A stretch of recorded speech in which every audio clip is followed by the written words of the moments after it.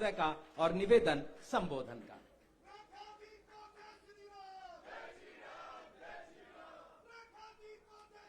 बहुत बहुत धन्यवाद। जंगपुरा की बहुत ही उत्साही जनता, मेरे भाई बहन, हमारे कार्यकर्तागण, उपस्थित सभी मीडिया बंधु, चाहूंगी एक बार जोरदार तालियां अपने लिए बजाएं। और हम सबके बहुत ही प्रिय, हम सबके गार्जियन के रूप में काम कर रहे भारत सरकार में केंद्रीय मंत्री, हरियाणा के पूर्व मुख्यमंत्री श्री मनोहर लाल जी खट्टर जी, जिन्होंने हमारे छोटे से निवेदन को स्वीकार किया कि दिल्ली में आज जिस महान हस्ती का जन्म शताब्दी वर्ष मनाया जा रहा है, 100 वर्ष पूर्व धरती पे एक युग पुरुष ने जन्म लिया, श्री अटल बिहारी वाजपेयी जी। 25 दिसंबर का वो दिन, तब किसने सोचा था कि वो व्यक्ति बड़ा होके देश का प्रधानमंत्री बनेगा, देश के करोड़ों लोगों में, उनके दिलों में अपना घर बनाएगा और करोड़ों करोड़ लोगों को अपने सुशासन के माध्यम से जीवन में आगे बढ़ने का मौका देगा। ऐसे आदरणीय पूर्व प्रधानमंत्री स्वर्गीय श्री अटल बिहारी वाजपेयी जी, जब ये बात आई कि उनके 100वें जन्म दिवस होने के बाद जन्म शताब्दी वर्ष के अवसर पे दिल्ली सरकार क्या करे, तो अनेकों चर्चाओं के बाद हमारे साथी दिल्ली सरकार के मंत्री आशीष सूद जी ने कहा कि जो अटल कैंटीन है वो हमें उनके जन्म दिवस के उपलक्ष्य में ही जनता को समर्पित करनी चाहिए। और इसीलिए आज हमने जो संकल्प अपने चुनाव संकल्प पत्र में लिया था कि 100 कैंटीन पहले फेज में हम दिल्ली की जनता को देंगे, तो 25 दिसंबर का दिन हमने चुना था। आज उन 100 में से 45 कैंटीन जो स्क्रीन पे भी हमने देखा वर्चुअली आदरणीय मनोहर लाल जी ने इनॉग्रेट की, और 55 का काम शीघ्र खत्म करके उसे भी अगले 15 से 20 दिन में हम शुरू करने वाले हैं। क्योंकि ग्रैब की प्रक्रिया चल रही थी तो थोड़े थोड़े काम बच गए। पर ये कैंटीन जिसमें हमारे मजदूर भाई बहन, हमारे जरूरतमंद लोग, झुग्गी झोपड़ी में रहने वाला वो कोई व्यक्ति, परिवार, भाई उस कैंटीन में जाके अपनी जेब में से 5 रुपए दे करके अपना भोजन कर पाएगा। पर इसका मतलब ये नहीं है कि वो भोजन 5 रुपए का है। वो भोजन की थाली सरकार को लगभग 30 रुपए की पड़ती है। इसमें 25 रुपए सरकार अपनी ओर से दे रही है, 5 रुपए उस व्यक्ति को बोला जा रहा है। ये बात ये नहीं है कि सरकार और 5 रुपए भी दे सकती थी, परंतु ऐसा ना लगे, किसी के स्वाभिमान को ठेस ना आए कि मैं फ्री में कुछ भोजन खा रहा हूं। वो 5 रुपए देके भी भोजन खाएगा तो सम्मान के साथ खाएगा और अन्न का एक दाना भी उसमें से वेस्ट नहीं करेंगे। ऐसे लाखों लोगों को इन अटल कैंटीन के माध्यम से भोजन देने का काम अब दिल्ली सरकार के द्वारा आज से शुरू किया जा रहा है, जिसमें पहली पर्ची कटवाई आदरणीय मनोहर जी ने अपने मोबाइल से 5 रुपए दे करके, दूसरी पर्ची मैंने और तीसरी मंत्री जी ने और चौथी विधायक जी ने। तो हमने आज जब भोजन किया तो सच में मुझे एक भाई ने पूछा कि सात्विक भोजन किसे कहते हैं, मैंने कहा इसी को कहते हैं। जो मन से बनाया जाए, शुद्धता से परोसा जाए और जिसे सम्मान के साथ खाया जाए, वही सात्विक भोजन है। और इस भोजन के माध्यम से लाखों लोग अब अपने जीवन को थोड़ा सरल बना पाएंगे। जो अटल जी ने कहा कि कोई भूखा ना सोए, जो विजन प्रधानमंत्री नरेंद्र मोदी जी का है, उसी के क्रियान्वयन में दिल्ली सरकार लगी है, आप सबकी सेवा में लगी है। मैं 2-3 चीजें कहना चाहती हूं साथियों आज के इस दिन पे। अटल जी का जन्म शताब्दी वर्ष है। सुबह हम सब लोग अटल जी की समाधि पे जाके उनको पुष्पांजलि अर्पित कर पाए। उसके बाद में मैंने वहां से मेट्रो में यहां तक का सफर किया। मैंने लोगों से पूछा कि भाई मालूम है मेट्रो किसने दी? मुझे खुशी है कि लोगों ने कहा कि हाँ अटल जी ने दी है। वो 24 दिसंबर 2002 का दिन जब दिल्ली की पहली मेट्रो लाइन शुरू हुई, शाहदरा से लेकर 30 हजारी तक, स्वयं अटल जी ने उसे हरी झंडी दिखाई, उसका उद्घाटन किया और पहली टिकट ली। उससे पहले पूरे देश में केवल और केवल कलकत्ता में मेट्रो होती थी भाई, पूरे देश में कहीं नहीं थी। और आज भी दिल्ली का नेटवर्क पूरे देश में सबसे ज्यादा है, पूरे देश में। 394 किलोमीटर फैली हुई हमारी मेट्रो, जिसे शुरू किया आदरणीय अटल जी ने और आगे बढ़ाने का काम हमारे प्रधानमंत्री नरेंद्र मोदी जी ने और खट्टर जी ने किया। और आज ही आप सब ने अखबारों में पढ़ा होगा कि मेट्रो के 3 नए कॉरिडोर यानी फेज 5 का भी उसको भी मंजूरी केंद्र ने दे दी है। अब दिल्ली में वो काम भी शुरू हो पाएगा। आप सोचिए कि ये कितना बड़ा काम है। जब लाखों लोग मेट्रो में चलते हैं, लगभग 35 लाख लोग रोजाना में मेट्रो में आना जाना करते हैं। 65 लाख के करीब ट्रिप लगते हैं। जिसे कहें कि एक व्यक्ति यदि एक स्टेशन पे उतरा और अगले स्टेशन पे चढ़ा तो 65 लाख के करीब ये ट्रिप लगते हैं। इतना बड़ा मेट्रो की नेटवर्किंग नहीं होता तो आप सोचिए कि दिल्ली का क्या हाल होता। ये सब कुछ भारतीय जनता पार्टी की केंद्र की सरकार ने दिल्ली में शुरू किया और आज इस मुकाम पे हैं कि लाखों लोग इस ग्रीन ट्रांसपोर्टेशन को अपने व्यापार तक, रोजगार तक जाने का माध्यम बनाते हैं। दिल की गहराई से आदरणीय अटल जी को धन्यवाद देते हुए एक बार पूरा सदन जोरदार तालियां बजाए।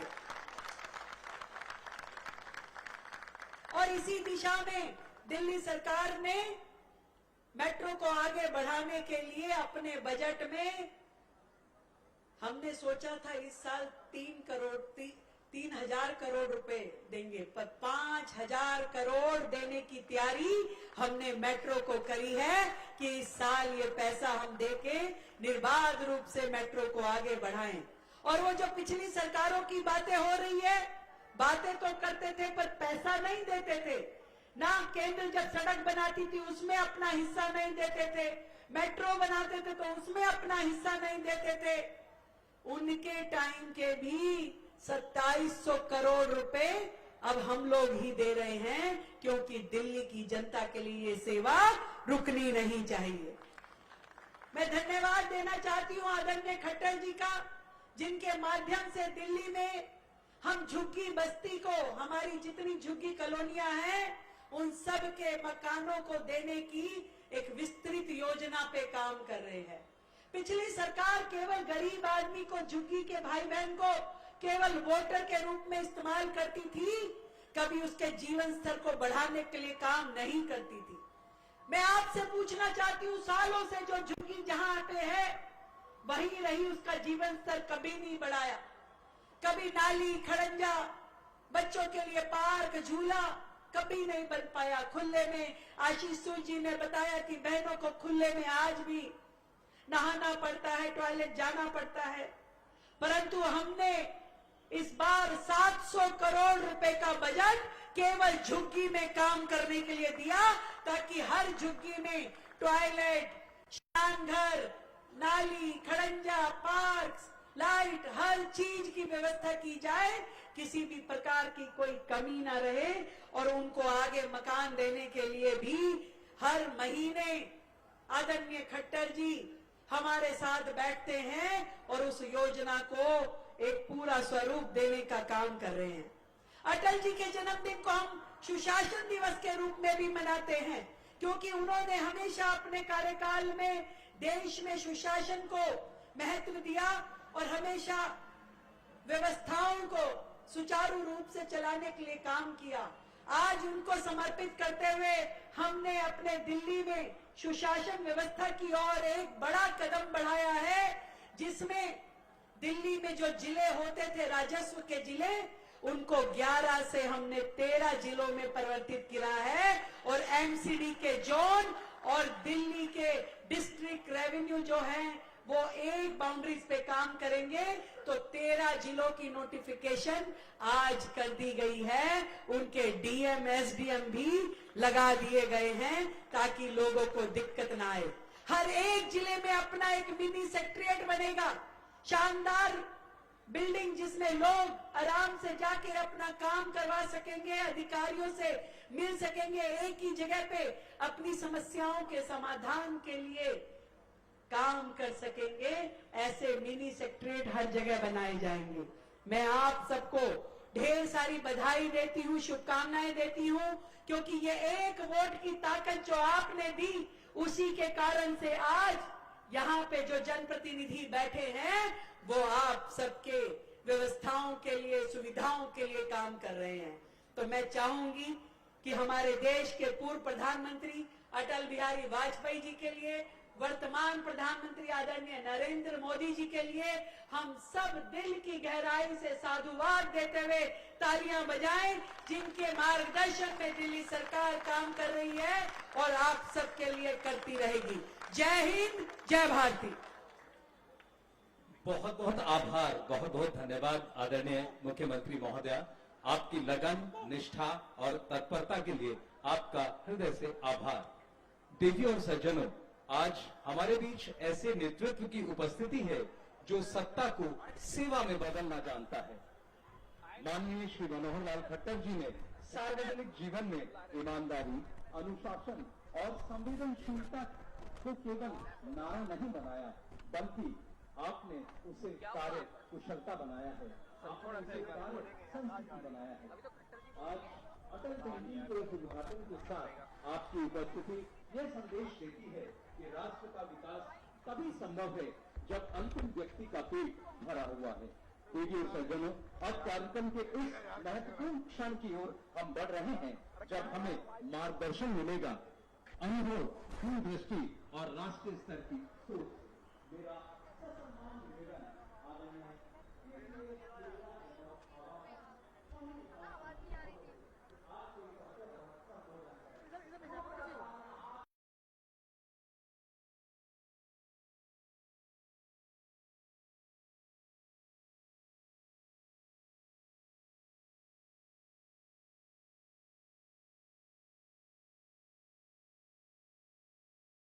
ओजस्वी वक्ता, इस नाते से बहन श्रीमती रेखा गुप्ता जी, हमारे शहरी आवास मामलों के मंत्री श्री आशीष सूद जी, इस क्षेत्र के यानी जंगपुरा विधानसभा क्षेत्र के अपने मान्यवर विधायक श्री त्रिवेंद्र सिंह मारवा जी, दूसिब के सारे हमारे अधिकारीगण, यहाँ के इस क्षेत्र के सभी पार्षद बंधु श्री अर्जुन मारवा जी, बहन सोनाली चौधरी जी, श्री राजेंद्र चौधरी जी, उपस्थित सभी सज्जन वृंद, भाइयों बहनों, पत्रकार छायाकार मित्रों, जैसा बताया कि आज का यह दिन 100 साल पूर्व इस देश में एक मां ने एक सपूत को जन्म दिया, जिनका नाम श्री अटल बिहारी वाजपेयी। ये पिछला वर्ष हमने उनका शताब्दी का वर्ष मनाया। आज उनका 101वां जन्मदिन है। इस अवसर में हमने उनकी सब वो बातें याद की जिन बातों ने इस देश में सुशासन की नींव रखी। शासन करना एक बात है, शासन में जनता की मांगे कुछ पूरी कर दी जाए, लेकिन जनता का किस प्रकार का हाल है, बदहाली है, इस ओर कोई ध्यान नहीं करता। जनता की सेवा करना, कर्तव्य भावना से करना और एक अच्छी कार्य पद्धति से अगर काम किया जाए उसको कहेंगे सुशासन। मुझे याद है कि 2014 में जब हरियाणा की जनता ने मुझे एक अवसर दिया, 5 साल के शासनकाल का जो पहला 2014 का 25 दिसंबर सुशासन दिवस आया, तो हरियाणा तो बहुत बड़ा प्रदेश है दिल्ली के मुकाबले में, 300 किलोमीटर लंबा चौड़ा।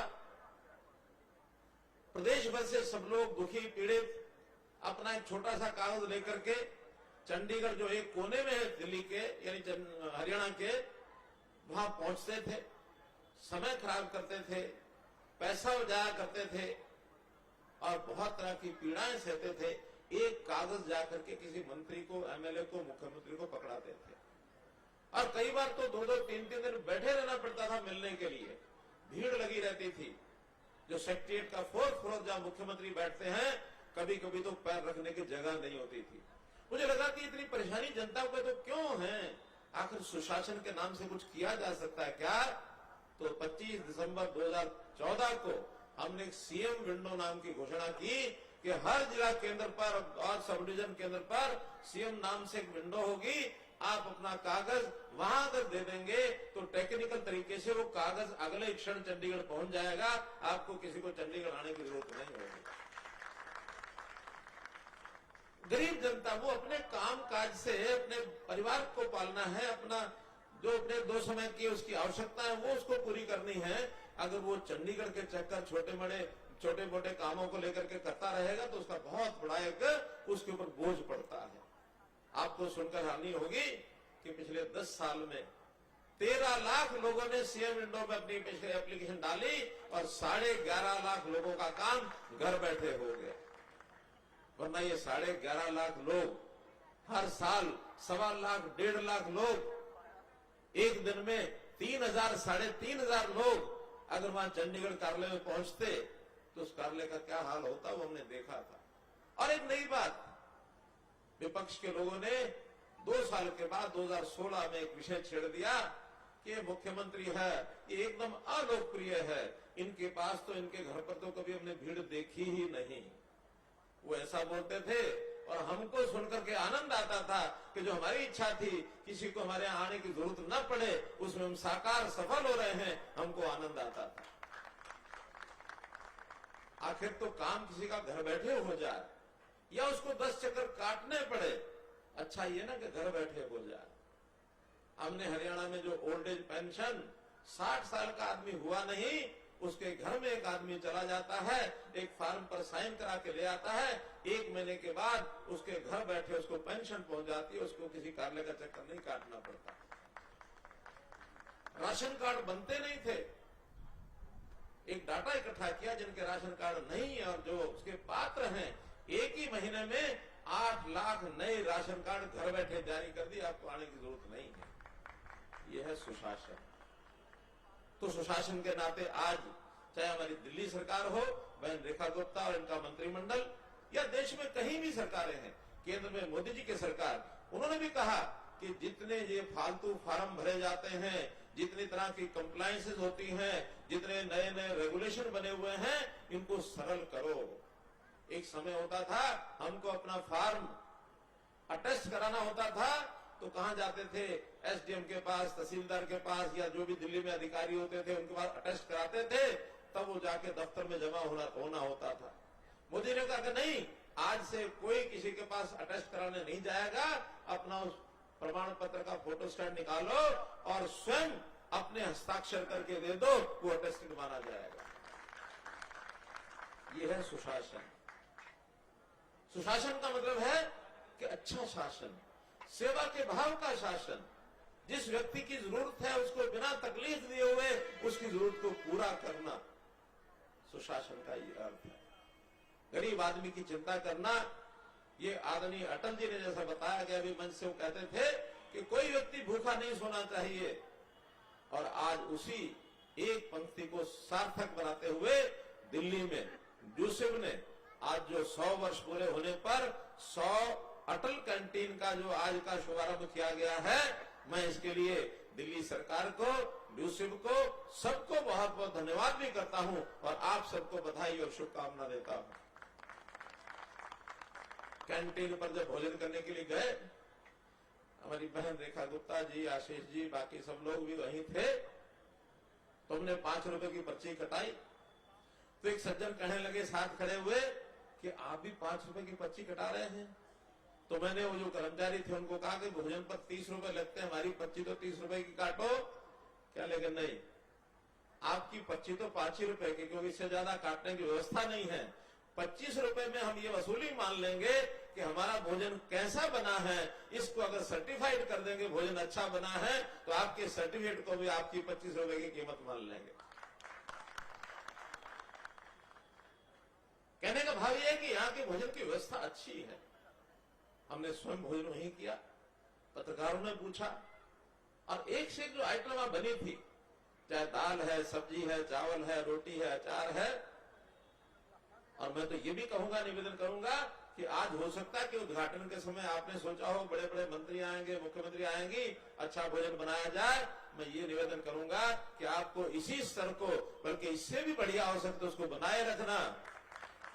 और हमारे विधायक, हमारे पार्षद, हमारे मंत्री, इवन चाहे मुख्यमंत्री और मैं स्वयं भी, जब इच्छा करेगी तभी किसी न किसी कैंटीन पर पहुंच जाएंगे, बिना पैदाए पहुंच जाएंगे। मित्रों, टेस्ट होगा तो अचानक होगा। और दिल्ली की व्यवस्थाएं एक से एक बढ़कर के आगे बढ़ रही है। दिल्ली शहर की बहुत कठिनाइयां, पिछले 20 साल किसी ने दिल्ली को संभाला नहीं। दिल्ली रो रही थी, चिल्ला रही थी व्यवस्थाओं के नाते, चाहे यातायात की व्यवस्थाएं हों, सड़कों में गड्ढे पड़े हुए थे, गरीबों का कोई ध्यान रखना नहीं, झुग्गी झोपड़ी वाले उनकी योजनाएं बना बना के कागजों में डाल रखी थी।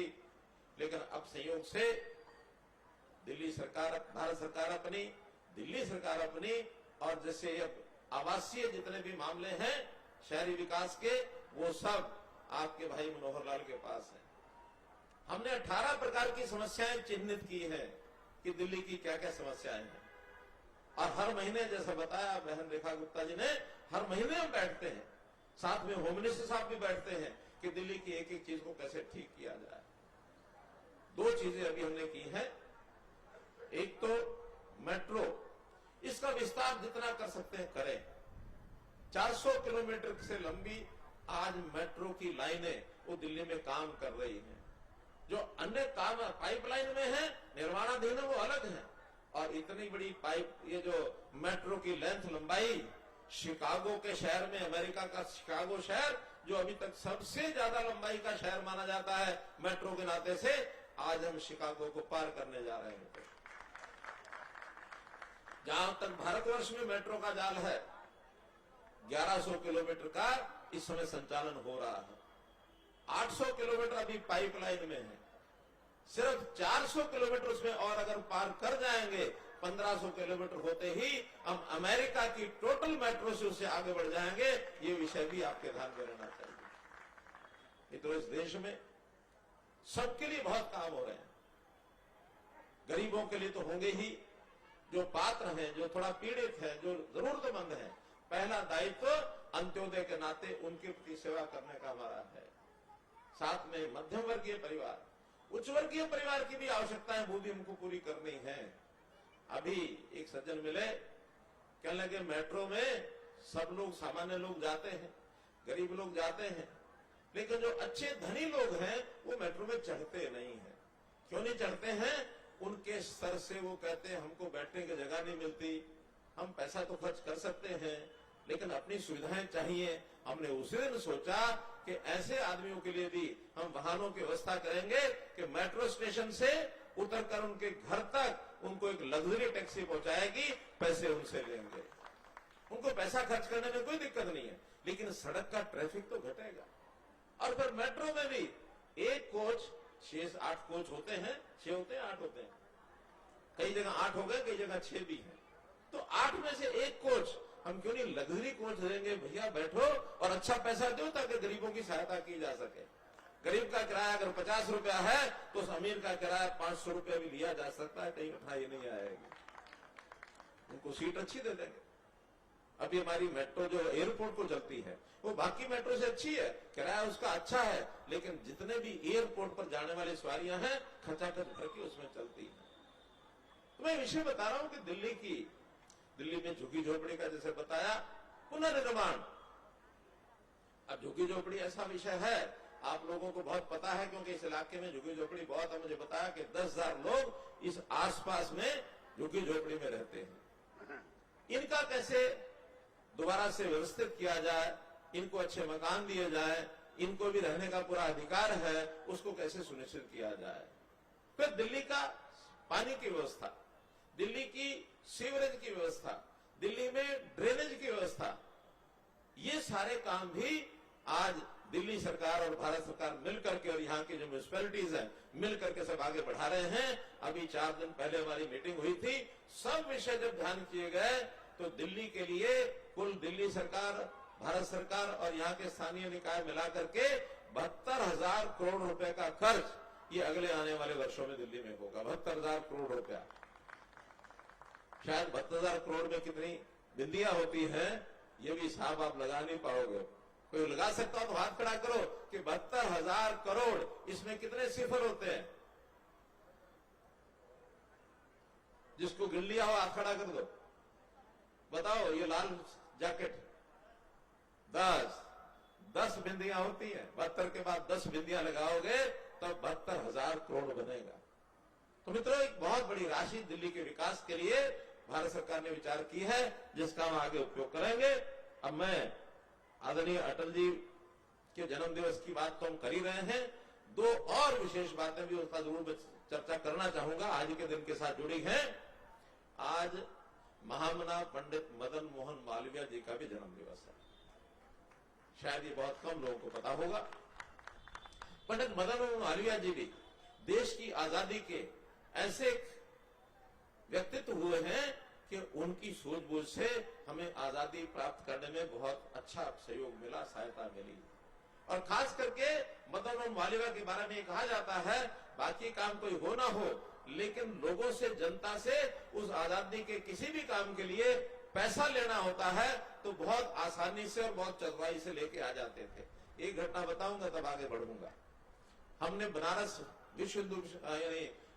हिंदू विश्वविद्यालय BHU, इसका नाम सुना होगा। BHU का निर्माण 1930 में शुरू हुआ था, आज से 95 साल पहले। उस समय पैसे की जो आवश्यकता थी वो लोगों से ही लेके बनाया जाता था, अंग्रेज सरकार थी वो तो देने वाली नहीं थी।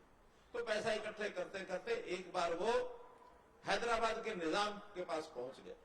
उनका कि ऐसे ऐसे वाराणसी में एक विश्वविद्यालय बन रहा है, आप हमको अपने तिजोरी में से, साधनों में से कुछ पैसा दो।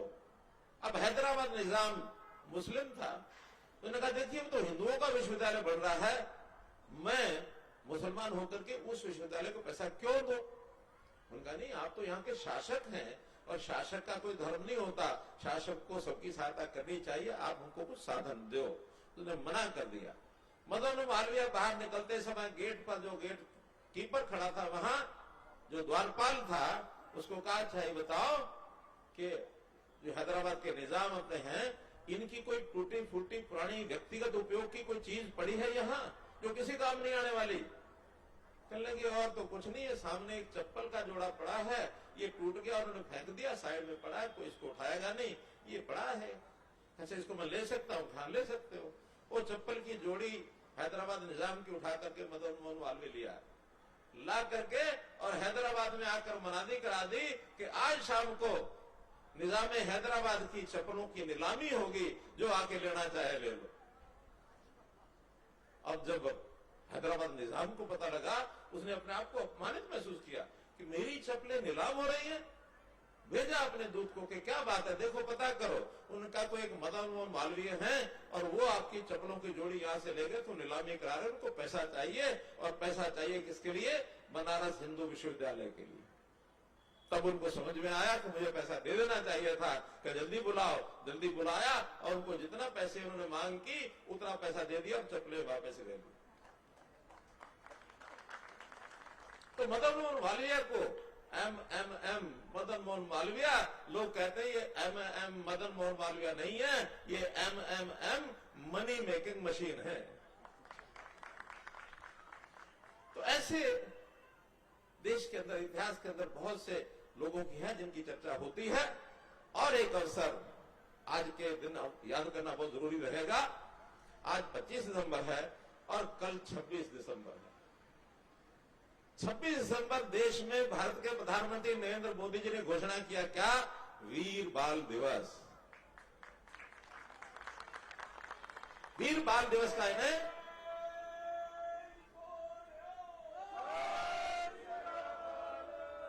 वीर बाल दिवस माने गुरु पुत्र गुरु गोविंद सिंह जी के चारों नन्हे बालक, जिसमें 2 सरहिंद की लड़ाई में वीर गति को प्राप्त हुए और 2 छोटे बालकों को मुगल शासकों ने जिंदा दीवार में चुन दिया।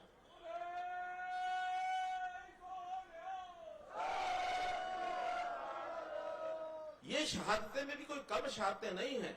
गुरु तेग बहादुर जी की शहादत हो अथवा गुरु पुत्रों की शहादत हो, इस देश की जनता को जागृत करने के लिए, इस देश के लोगों में धार्मिक दृष्टि से, आध्यात्मिक दृष्टि से, सांस्कृतिक दृष्टि से, देशभक्ति के नाते से एक विचार पैदा करने का उस समय मुहिम शुरू हुआ।